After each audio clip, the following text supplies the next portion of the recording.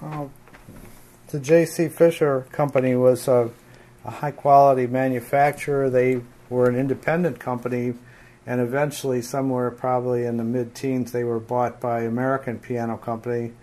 And this being a foot pumper, later also when it joined American Piano Company, it could have been a reproducing piano as well, and in that make. But this one is 1910 vintage, and it predated the standardization of player piano rolls.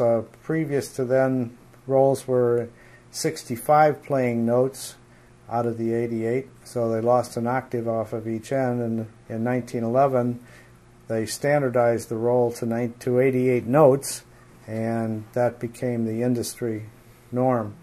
All the notes on the keyboard played instead of -2 octaves. So the 88 note rolls are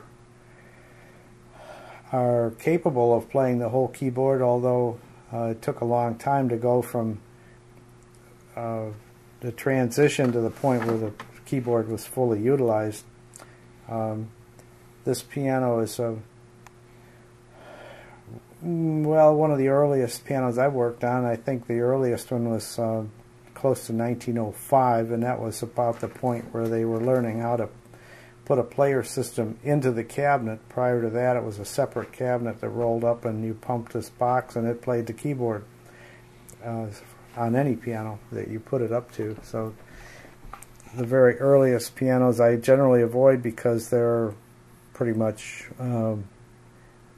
experimental until you get up to around 1915.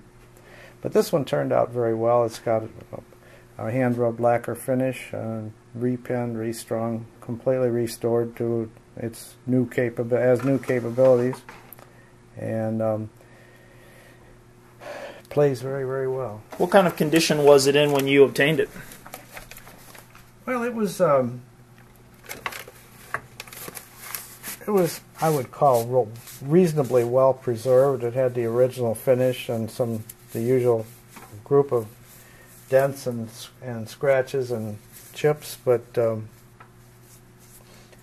I've done worse, and this came out well. My refinisher was an expert at what he did, so it came out looking like new again, and